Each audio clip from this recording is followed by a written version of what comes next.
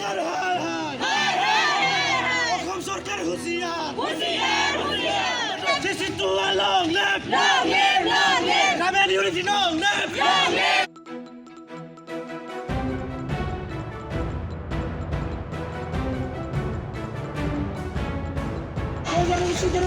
বন্ধ করো আমার সাথে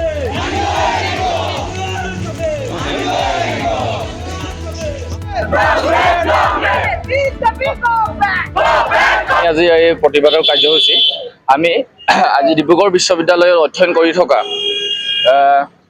সকলো ট্ৰাইবেল জনগোষ্ঠীৰ ছাত্ৰসকলে ওলাই আহিছে।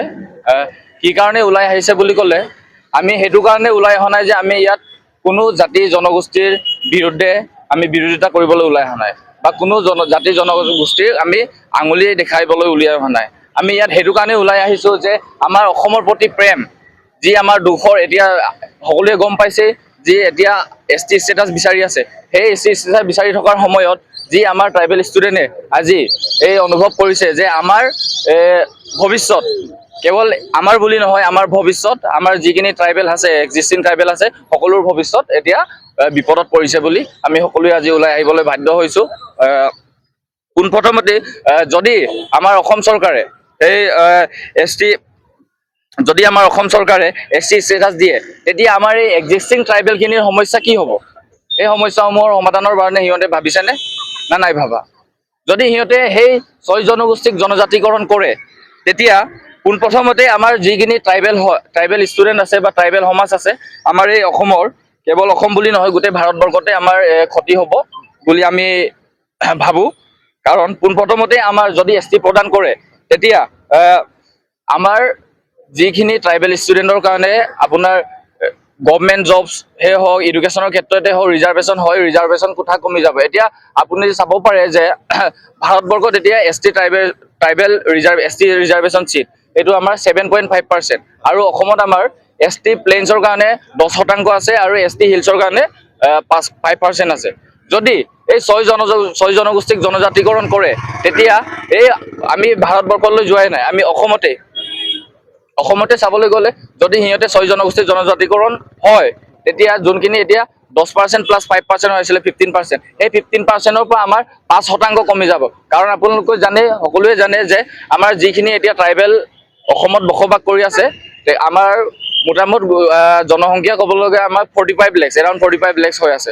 যদি সেই জনগোষ্ঠী যোনকেইটা এডভান্স হৈ আছে, পপুলাছ এণ্ড এডভান্স কমিউনিটিজ কেইটাক যদি আমি 6 জনগোষ্ঠী জনজাতিকৰণ কৰে, সিহঁতৰে এতিয়া পপুলেশ্যন আপোনাৰ 2 crore প্লাছ আছে, 2 crore প্লাছ, আৰু সেইফালে 45 lakhs কেনেকৈ কম্পিট কৰিবগৈ আমাৰ যোনকেইটা বেকৱাৰ্ড ট্ৰাইবেল কমিউনিটি। আমাক এইটো কাৰণে দিয়া হৈছিলে যে আমি বেকৱাৰ্ড পিপলকেইটাক, আমি যোনকেইটা আমি হিষ্টৰিকেলি বেকৱাৰ্ড কিবাৰ পৰা আহোঁ, তো সেইকেইটা আমাৰ ST ৰিজাৰ্ভেশ্যন ছিটকেইটা সেইটো কাৰণে দিয়া হৈছে যাতে আমিও পলিটিকেলি হওক, এডুকেশ্যনেল ক্ষেত্ৰতে হওক, জবছৰ ক্ষেত্ৰতে হওক আগবাঢ়ি যাব পাৰোঁ। কিন্তু যদি সেই জনজাতিকৰণ হয়, তেতিয়া আমাৰ সেইবোৰ হ'বগৈনে?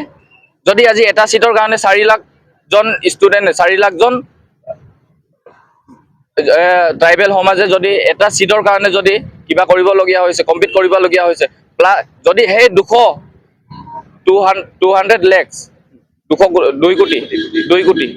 কোটি যদি পপুলেশ্যন আৰু বাঢ়ি যায়, তেতিয়া সেই এটা ছিটৰ কাৰণে 4 লাখে কম্পিট কৰি আছিলে, তেতিয়া কিমানজনে কম্পিট কৰিবগৈ? যদি এতিয়া ছাপ'জ এতিয়া মই হোষ্টেলত আছোঁ, হোষ্টেলত আজি আমাৰ বুধবাৰ আৰু দেওবাৰে আমাক মাংস ভাত দিয়ে।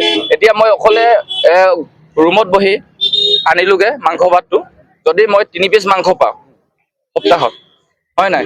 3 পিচ মাংস পাওঁতে যদি আমি আৰু এই বুলি কোৱা নাই, যদি 5জনমান আহি যায়, সেই 5জন আহোঁতে মই সেই 3 পিচৰ পৰা যদি 5জনে ঢাপলি মেলি দিয়ে, মই সেই 3 পিচৰ পৰা এপিচো পামগৈনে? এটকৰো পামগৈনে? কি গেৰাণ্টি আছে? ঠিক তেনেদৰে যদি আমাৰ এই 45 লাখটা জনসংখ্যাৰ ভিতৰত যদি আৰু 2 কোটি প্লাছ হৈ যায়, আমাৰ সেই ভৱিষ্যত কি হ'ব বৰ্তমানৰ এক্সিষ্টিং ট্ৰাইবেলখিনিৰ? সেইবোৰ সমস্যাসমূহৰ সমাধান কি সিহঁতে দিব পাৰিবনে? যদি ST ঠিক আছে, সিহঁতক STV দিলে হ'ব, মানি লৈছোঁ। এতিয়া অসমৰ পৰ্যায়তে আপোনাৰ ST হিলছ, ST প্লেইনছ বা STB হ'ব, ভাৰত পৰ্যায়লৈ কি হ'ব? আমাৰ ভাৰত পৰ্যায়ত কি হ'ব? অকল 7.5% যদি হয়। এতিয়া যদি অসমত আন্দোলন হৈছে, বাহিৰতো হ'বগৈ, বাহিৰতো বিচাৰিবগৈ মানুহে, নিশ্চয় বিচাৰিব।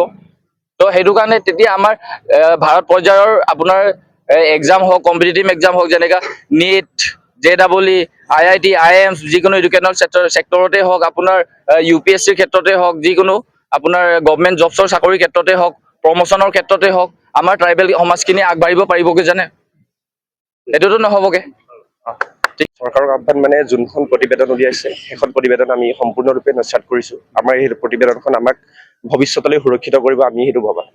আমি বিবেচনা কৰি চাইছোঁ সেইখন প্ৰতিবেদনে আমাক বিশেষকৈ যোনখিনি এক্সিষ্টিং ট্ৰাইবেলখিনিৰ মাজত যোনখিনি আমাৰ প্ৰাপ্য অধিকাৰখিনি ক'ৰবাত নহ'লে ক'ৰবাত খৰ্ব হ'ব যেন আমাৰ ফিল হৈছে। আৰু বিশেষকৈ সেইখন আমাক যিহেতু অসম চৰকাৰে ST হিলছ, ST ভি, এতিয়া নতুনকৈ সংযোজন কৰিছে ST ভি। এই ভিটো যদি সংযোজন হ'লে অসম চৰকাৰত কিবা অসম চৰকাৰৰ যোনখিনি চাকৰিৰ ক্ষেত্ৰত হওক, ৰিজাৰ্ভেশ্যনৰ ক্ষেত্ৰত কিবা এটা কৰি মিলাব। কিন্তু চেণ্ট্ৰেলত একেটা STয়ে হ'ব, ST ভি এইচ বুলি একো ডিফাৰেঞ্চ নাই। গতিকে যেতিয়া চেণ্ট্ৰেল সৰ্বভাৰতীয় পৰ্যায়ত এক্সামবিলাক থাকিব, কিবা এটা ৰিজাৰ্ভেশ্যনৰ কথা থাকিব, সেইটোত আমি ভাগ বতৰা কৰিবলৈ আমি কম্পিট কৰিব নোৱাৰিম, এইটো জনা কথা, চিধা কথা। আৰু কথাটো হ'ল কি, আমাৰ কমিউনিটিবিলাকৰ যোনখিনি এক্সিষ্টিং যোনখিনি ST পাই আছে, PA হওক, HA হওক, সিহঁতৰ বৰ্তমান আপুনি যদি গাঁৱে ভূঞে সোমায়, এতিয়া আপুনি দেখা পাব যে একদম অচল অৱস্থা, পঢ়াৰ একদম পৰিৱেশে নাই। এনেকুৱা অৱস্থাৰ পৰা কিছুমানে আহি মেলি যেনে তেনে ৰিজাৰ্ভেশ্যন কোটাত আহে, আমিও আহিছোঁ এনেকুৱাকৈ, যেনে আমাৰো ভাল নহয়। গতিকে সেনেকৈ অহাৰ পাছত সেইখিনি অধিকাৰ যদি আকৌ কাঢ়ি ল'ব বিচাৰে, তেতিয়া আমাৰ যোনখিনি এক্সিষ্টিং STখিনিৰ জীয়াই থকাৰ মৌলিক অধিকাৰখিনি খৰ্ব হ'ব যেন আমাৰ ফিল হয়। আৰু আজি এখন মন্ত্ৰী পৰ্যায়ৰ এখন দ্বিপাক্ষিক বৈঠক অনুষ্ঠিত হৈছে CCTV যিহেতু তেওঁলোকে আন্দোলনৰ কাৰ্যসূচী ঘোষণা কৰিছিল, সেই আন্দোলনৰ কাৰ্যসূচী স্থগিত ৰাখি আজি বৈঠকত অনুষ্ঠিত হৈছে। তাৰপিছত আজি আপোনালোকে কি প্ৰতিবাদ কৰিছে? প্ৰতিবাদ মানে এতিয়া এই যোনখন প্ৰতিবেদনখন আমি পোনপ্ৰথমে নস্যাৎ কৰিছোঁ, এখন প্ৰতিবেদনখন আমাৰ আলোচনালৈ অপেক্ষা কৰিছোঁ। মানে আমি আজি আলোচনা কৰিছে, আমি বিশেষকৈ আজি কি ডিচিশ্যন হৈছে আমি জ্ঞাত হোৱা নাই বিশেষকৈ, কিন্তু আমি সেইটো যোনখন আমি প্ৰতিবাদ সেইখন আগতীয়াকৈ লোৱা হৈছিলে।